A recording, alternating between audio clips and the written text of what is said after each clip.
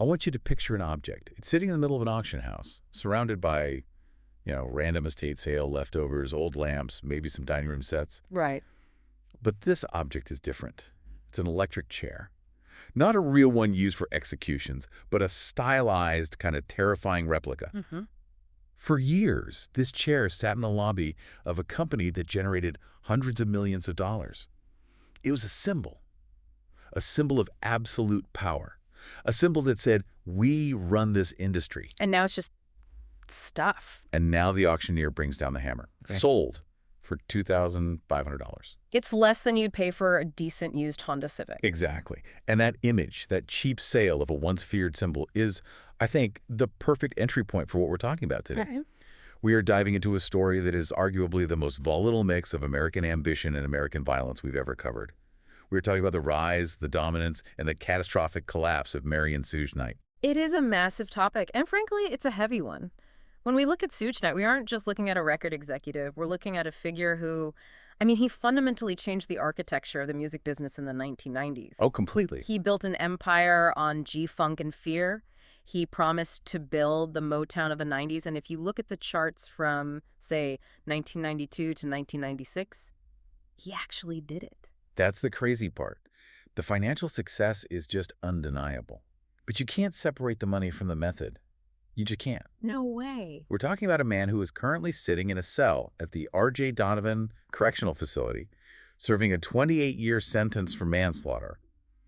How do you go from owning the world to owning nothing but a prison ID number? That is the mission for this deep dive. We need to move past the caricatures. Everyone knows the urban legends, the balcony stories, the red suits. Right.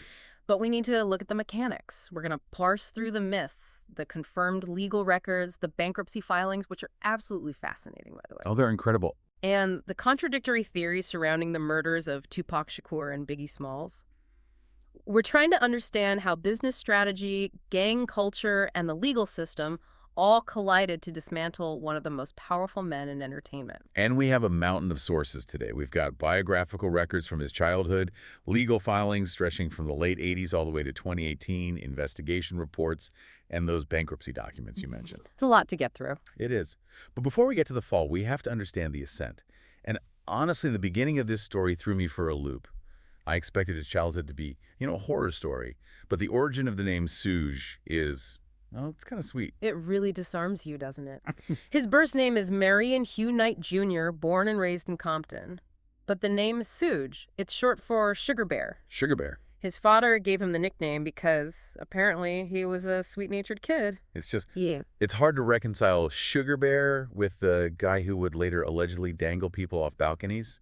But even as a Sugar Bear, he wasn't exactly a teddy bear physically. Right.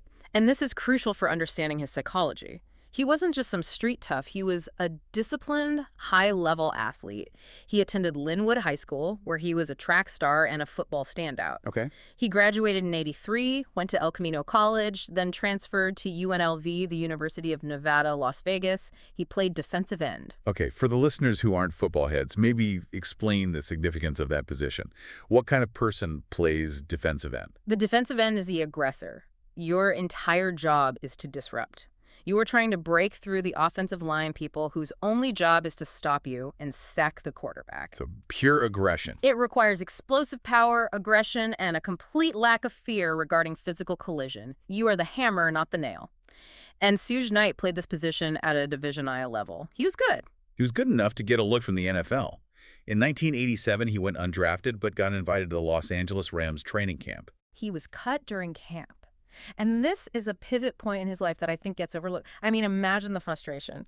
You are right there. Yes. You can touch the dream. You're wearing the jersey. So close. And then you're told, not good enough. But he didn't just walk away. And this is where the story gets really interesting and, frankly, a little gritty. He actually did play 2 games for the Rams. He did. But the context is everything. Exactly. This was during the 1987 NFL players' strike. The regular players, the stars, the union members, they were refusing to play to get better contracts. So the owners decided to field teams of replacement players. The scabs. Correct. Suge Knight crossed the picket line. He played as a replacement player. Let's unpack the psychology of that for a second. What does that tell us about him at that age? It tells us he was pragmatic, ambitious, and totally willing to be the villain if it meant getting what he wanted. Yeah. Being a scab player is incredibly isolating. The fans hate you because you aren't the real team. The striking players hate you because you're undermining their leverage. Right, you're in a hostile environment. Totally. You are relying only on yourself and your immediate physical ability to survive. And I think that experience, being an outsider forcing his way in, is a perfect metaphor for how he would later approach the music industry. That makes so much sense. He learned that being hated didn't matter if the check cleared or if you got on the field. Pretty much. But the NFL dream died quickly. He played those 2 games, the stripe ended, and he was out. So, no football career, he's a massive guy with a chip on his shoulder, and no job. What's the pivot? He leans into his physical assets. He starts working as a concert promoter and a bodyguard. He worked security for Bobby Brown, which put him right in the mix of the R&B and New Jack Swing era. So he's in the world. He's in the world, he's watching, he's learning. He sees how the artists are treated, how the money moves, and importantly, who actually holds the power. And it's not the guy singing, it's the guy owning the rights. So he decides to become the guy owning the rights. In 1989, he forms a music publishing company. And this leads us to the first major legend of the Suge Knight mythos, the Vanilla Ice incident. This is a story that arguably made Suge Knight before anyone really knew who he was. Okay, so set the scene. Vanilla Ice has Ice Baby. It is the biggest song on the planet. It's a printing press for money. Now, Suge Knight claims that one of his clients, a guy named Mario Johnson, known as Chocolate, actually wrote parts of that song. Okay. If that's true, Mario Johnson is entitled to royalties. He's entitled to publishing. Can we pause for a second? I feel like publishing is one of those terms people hear but don't fully grasp. Why is publishing so much more valuable than just being paid to perform? Great question. Think of it like real estate. If you perform a song, it's like being paid to paint a house. You get a one-time fee. Okay. But if you own the publishing, you own the house. Every time that song is played on the radio, used in a movie, streamed on Spotify, or played in a commercial, the owner of the publishing gets paid rent. It's passive income. Forever. It is passive perpetual income. Suge Knight understood that owning the song was infinitely more valuable than just managing the singer. Okay, so he wants Mario Johnson's cut of the publishing. Vanilla Ice isn't trying to give it up. Suge pays him a visit. The story, the one that everyone whispers about, is that Suge took Vanilla Ice out onto the balcony of his hotel room and held him by his ankles over the edge until he signed the papers. That is the legend. It's cinematic. It's terrifying. It establishes Suge as a monster immediately. But that's the legend. But we have to look at the source material. Years later, in court and in interviews, Vanilla Ice clarified what actually happened. So no dangling. According to Ice, no. He said Suge Knight broke into the room, paced around, stared him down, and threatened to throw him off the balcony. He asked him, "How would you like to go over that rail?" Okay, so he didn't physically hold him upside down, but the threat was very, very real. Exactly. But here is the fascinating part. The result was the same. Vanilla Ice signed over the rights. And the myth that he was dangled, that became more valuable to Suge than the truth. Why? Why is the myth better? Because it meant he didn't have to dangle the next guy. Oh. If everyone believes you're crazy enough to drop a pop star off a balcony, they just sign the check. It's the reputation economy. That story circulated through the industry, and suddenly, Suge Knight was the man you didn't negotiate with. You just survived him. And he took that money, which was significant, and he started building the real empire. This is where we see the transition from the enforcer to the architect. Yeah. He starts managing artists like DJ Quick and the DOC, and through the DOC, he gets the meeting that changes history. He meets Dr. Dre. At this point, Dr. Dre is in NWA. He's a star, but he's unhappy. He's signed to Ruthless Records, run by Eazy-E and the manager, Jerry Heller. Jerry Heller is a character in himself. The older, white industry veteran who NWA eventually felt was exploiting them. Right. And Dre felt he was the sonic architect of the group, but wasn't seeing the money he deserved. He wanted out. But contracts are contracts. You can't just walk away because you're unhappy. And Jerry Heller and Eazy were not going to let their golden goose fly away. So Suge Knight steps in as the negotiator. And this is another one of those moments where business and violence just, they completely blur together. The sources vary slightly on the details, but the core narrative is consistent. Suge Knight and some associates, often described as henchmen carrying baseball bats and lead pipes, paid a visit to Eazy-E and Jerry Heller. So this was not a meeting with lawyers and notepads. No. Jerry Heller is described as the most terrifying moment of his life. They weren't looking at clauses in a contract, they were looking at weapons. Wow. The threat was release Dr. Dre, the DOC, and Michelle from their contracts or things are going to get physical right now. And Eazy-E, who was no softie, I mean, he was a street guy himself, eventually signed the release. He did. In April 1991, the contracts were terminated. Dr. Dre was free. And almost immediately, he and Suge Knight co-founded Death Row Records. This is the moment, 1991. They secure a distribution deal with Interscope Records. We should pause on that Interscope deal, too. That was Jimmy Iovine. And Jimmy Iovine is a genius in his own right, and he saw something in Suge and Dre. What did he see? He saw that they had a direct line to the culture that no major label had. He gave them creative control. He gave them distribution. It was a massive gamble for a major corporation to back a label with this kind of reputation, but the potential payoff was huge. And the payoff came instantly. The Chronic. Late 1992. Dr. Dre drops the Chronic. It didn't just sell records, it changed the frequency of hip-hop. Before this, you had the chaotic, fast-paced sound of Public Enemy or the raw aggression of NWA. Right. The Chronic was smooth, it was G-funk, it was melodic, you could play it at a barbecue or a drive-by. That's a dark way to put it, but it's true. It had mass appeal. It went triple platinum by the end of 1993, and it set the stage for the next batter. Snoop Doggy Dogg. Doggystyle. Released in 1993. It was the first debut album to ever enter the charts at #1, quadruple platinum. So within 2 years, Death Row isn't just a label, it's an economic superpower. Suge Knight is suddenly one of the richest, most powerful men in Hollywood. Oh, yeah. He's dining with executives, he's on magazine covers. He vowed to make Death Row the Motown of the 90s. And if you look at the spreadsheet, he was right. Motown had a factory-like quality of producing hits with a distinct sound. Death Row had that. It had a sound. They had the in-house producers, the writers, the aesthetic. They owned the masters, which was revolutionary. Suge made sure his label kept the ownership, unlike so many artists in the past who signed it away. But Motown had Berry Gordy, who ran a tight, polished ship. Death Row had Suge Knight, who ran the label like a fortress. And this leads us to part 2 of our outline. The empire of intimidation. Because he didn't leave the street stuff behind when he got rich.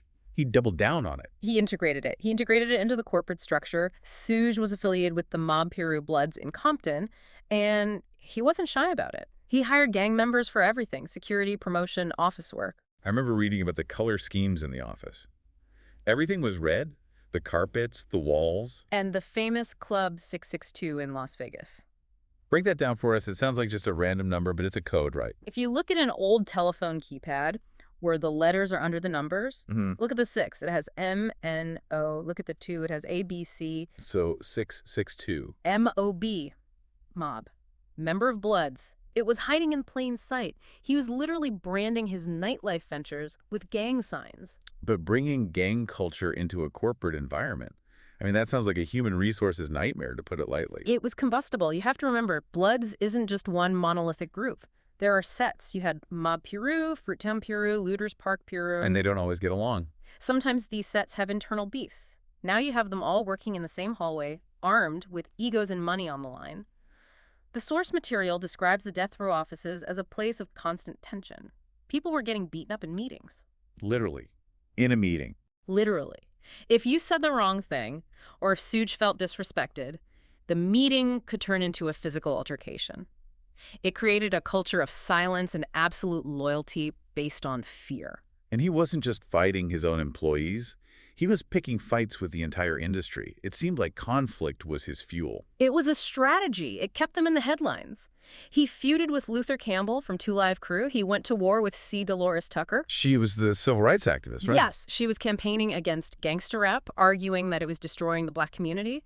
Suge didn't just ignore her, he stewed her. He attacked her publicly. Wow. That feud actually cost Death Row a distribution deal with Time Warner because the shareholders got spooked. So we see the first cracks. His aggression starts costing him money. But the biggest feud, the one that defined the entire 1990s cultural landscape, was the East Coast versus West Coast beef. The war with Bad Boy Records and Sean Puffy Combs. And we can pinpoint the exact moment it went nuclear. The 1995 Source Awards in New York City. The scene is legendary. New York is the birthplace of hip-hop. The crowd is hostile toward the West Coast.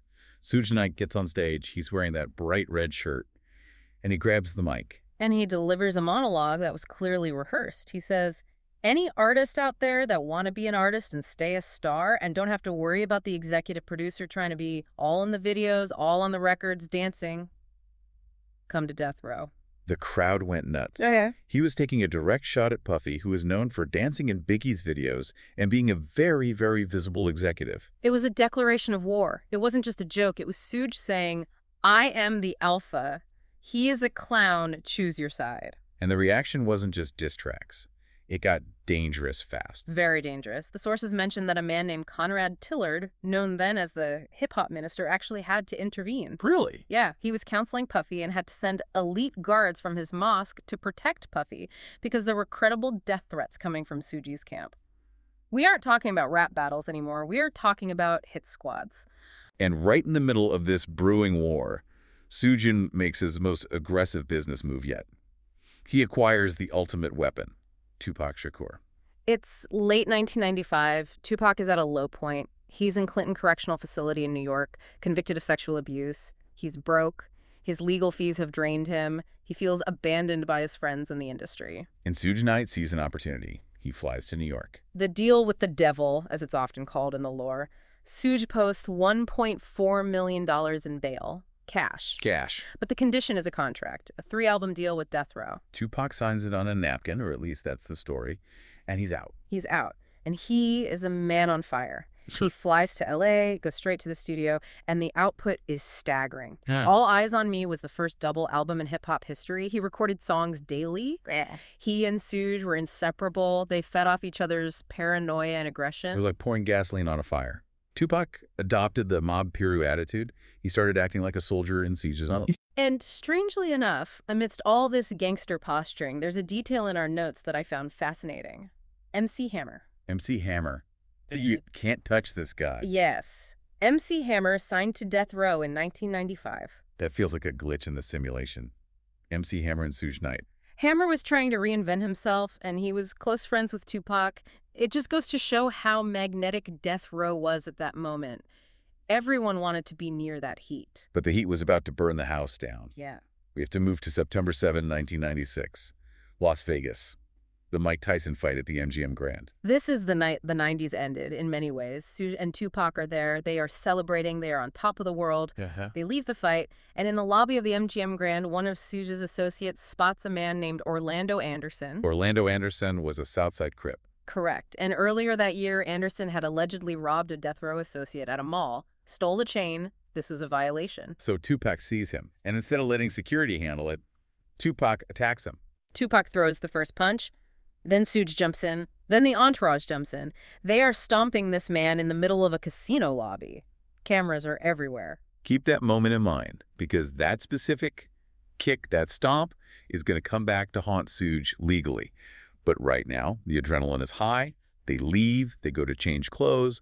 They are heading to Club 662 for a performance. Suge is driving a black BMW 750 IL. Tupac is in the passenger seat. They are at a stoplight at the intersection of Flamingo and Koval. A white Cadillac pulls up alongside them. And an arm comes out of the back window. Gunfire erupts. Tupac is hit 4 times. Suge is grazed in the head by a fragment. The car tires are blown out. Suge manages to U-turn and drive away from the chaos, but the damage is done. Tupac lingers for 6 days in the hospital, but he passes away on September 13th. And this is where the story just splinters into a million pieces.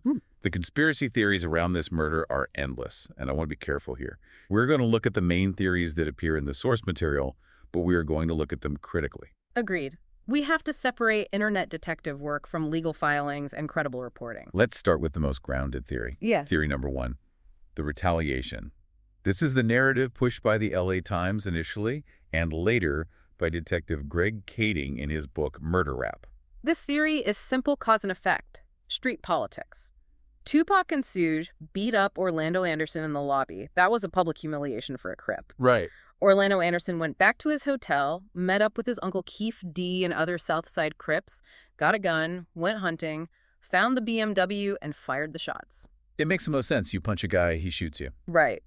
And sources note that while the Las Vegas police were initially slow to focus on Anderson, he was later named as the prime suspect.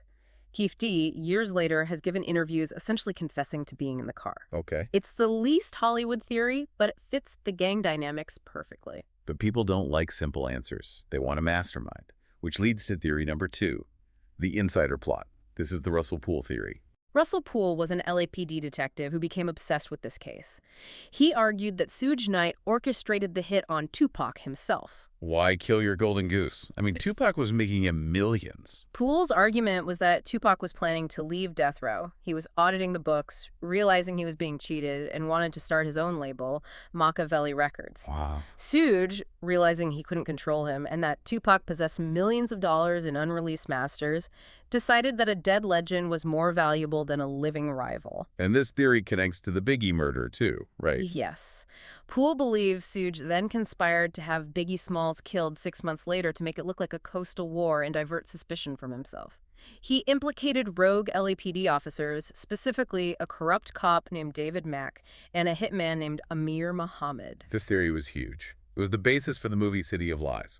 It was the basis for a massive lawsuit filed by Biddy's mother, Valletta Wallace. But we have to look at the rebuttal, because this theory, it falls apart under scrutiny. How so? The Los Angeles Times ran a bombshell story by Chuck Phillips supporting this theory, but they had to issue a humiliating full retraction. A retraction, that's rare for a paper like the Times. It turned out the documents implicating these people were forged. The sources were unreliable. One source, known as Psycho Mike, admitted he had memory lapses and was just guessing. The FBI files didn't support it. So the whole thing just collapsed. The Wallace family lawsuit was eventually dismissed in 2010, so while the evil genius Suge theory is compelling drama, the evidence just isn't there. Plus, there's what the sources call the logic defense. Author Kathy Scott brings this up. It's the most common sense rebuttal. Suge Knight was driving the car, the bullets came from the right side, Tupac was in the passenger seat, Suge was sitting inches away from him. A bullet grazed Suge's head. Exactly. If you hire a hitman to shoot up a car, you do not sit in the driver's seat. You don't tell the shooter, hey, spray the car with bullets, just try not to hit me. It's a suicidal way to assassinate someone. That's a really good point. It's too messy, too unpredictable. So if we lean toward the Orlando Anderson theory for Tupac, what about Biggie? Biggie Smalls was murdered in Los Angeles in March 1997. This brings us back to Greg Kading's investigation. His theory is that while Suge didn't kill Tupac, he did retaliate for it.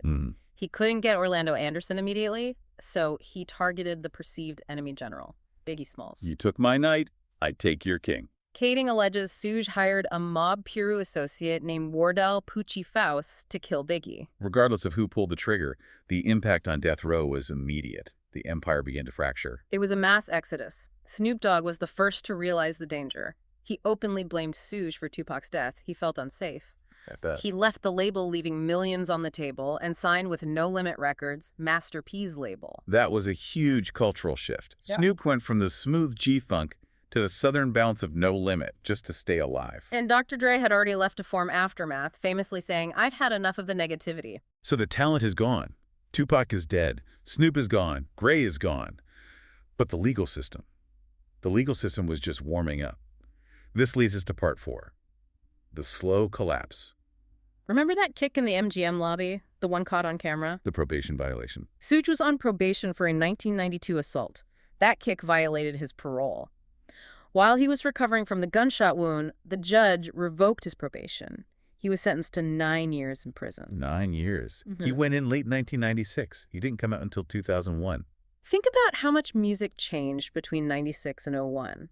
When he went in, gangsta rap was pop music. When he came out, it was the era of Eminem, Jay-Z, Blink-182, TRL. The world had moved on. And Suge tried to re-enter, but he just kept tripping over his own impulses? He couldn't adjust. In 2003, he's back in prison for 10 months. Why? Because he punched a parking lot attendant. A parking lot attendant. It shows a complete lack of impulse control. He's a multimillionaire CEO, allegedly, and he's brawling with a valet. And speaking of millions, let's talk about the money, because the bankruptcy documents tell a devastating story. This is the Lydia Harris lawsuit. Lydia Harris, known as Lady Boss, claimed she and her husband provided the initial seed money for Death Row and were cut out. She sued for a 50% stake. And in 2005, a judge agreed. The judgment was $107 million. City didn't have $107 million. The coffers were dry. In 2006, he filed for Chapter 11 bankruptcy. And this is where we have to look at the specific line items because they strip away all the glamour. Lay it on me. How bad was it? Suge Knight, The man who bailed Tupac out for $1.4 million cash testified under oath that he had exactly $11 in his bank account. $11, that's a sandwich. He listed his assets: clothing worth $1,000, furniture worth $2,000, appliances. It was a yard sale list. And the creditors started selling everything.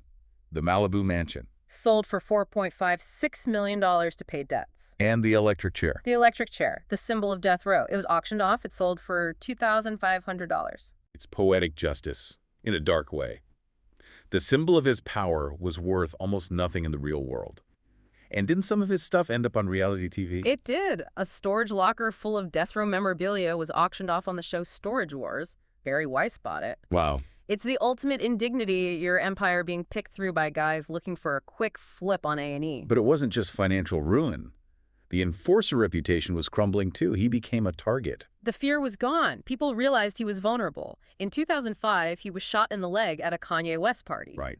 In 2008, he was knocked unconscious outside a nightclub for 3 minutes. 3 minutes is a frighteningly long time to be out. It is. In 2009, he was beaten up at a W Hotel in Scottsdale. And in 2014, he was shot 6 times at a Chris Brown party at a club called 10AK. 6 times. And he survived. Not only did he survive, he walked to the ambulance. The man's physical resilience is unbelievable, but the pattern is clear. He was no longer the predator. He was the prey. Which brings us to the final tragic chapter. Yeah. The incident that put him away for good. 2015. The NWA biopic Straight Outta Compton is being filmed. Dr. Dre and Ice Cube are producing it. It's a massive celebration of their legacy. And Suge is not involved. He feels disrespected. He feels they are rewriting history and making him look bad. He's angry. On January 29, 2015, Suge drives to the base camp where they're filming some promotional material. He gets into an argument with a man named Clee Sloan, who was working security. They ask him to leave. He leaves. But he follows them to a burger stand parking lot nearby, Tam's Burgers in Compton. And this is caught on CCTV. It's hard to watch. Suge is in his red truck. He pulls up. Clee Sloan approaches the window. They argue. Suge puts the truck in reverse, knocking Sloan down. And then he puts it in drive. He floors it. He runs over Clee Sloan's legs. But standing behind Sloan is a man named Terry Carter. And this is the part that breaks your heart. Terry Carter wasn't an enemy. No. Terry Carter was a friend. He was a respected businessman in Compton. He co-founded Heavyweight Records. He was there to mediate. He was trying to help Suge smooth things over. And Suge ran him over. Killed him. The truck crushed him. Suge drove off. The trial was a circus. Suge claimed self-defense. He said he saw a gun. He said he was fearing for his life because of an ambush. But the video footage was devastating. And in the courtroom, Suge was falling apart. He cycled through attorneys. He collapsed during a hearing. He claimed he was going blind. He said he had a brain tumor. Just a total meltdown. It was the behavior of a desperate man trying to delay the inevitable. But you can't delay forever. In September 2018, just before the trial was set to start, he cut a deal.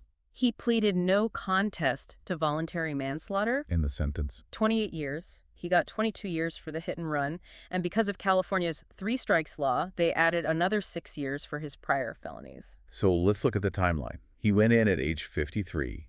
When is he eligible for parole? October 2034. He will be 69 years old. He is currently at the R.J. Donovan Correctional Facility. But even in there, he's trying to stay in the game. I saw a headline recently. Collect Call. It's a podcast he co-founded from prison in October 2023. He calls in to give his take on the industry. It's fascinating and sad at the same time. The drive to be a mogul, to be heard, it never turns off. It doesn't, but the context has changed. He's not calling from the balcony of the Beverly Hills Hotel. He's calling from a payphone in a cell block. So let's wrap this up. We've gone from the high school track star to the scab football player to the CEO who hung people off balconies or didn't to the inmate.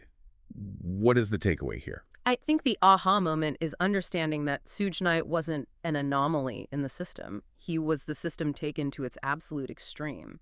He realized that the music industry was exploitative and cutthroat, so he decided to be the most cutthroat person in the room. Right. He used gang culture as a corporate strategy. And it worked.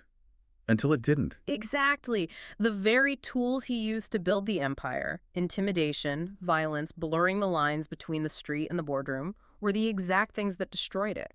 You can't introduce that kind of entropy into a business and expect it to remain stable. It just implodes. The violence eventually consumed the assets, Tupac, consumed the money, legal fees, and finally consumed the man himself.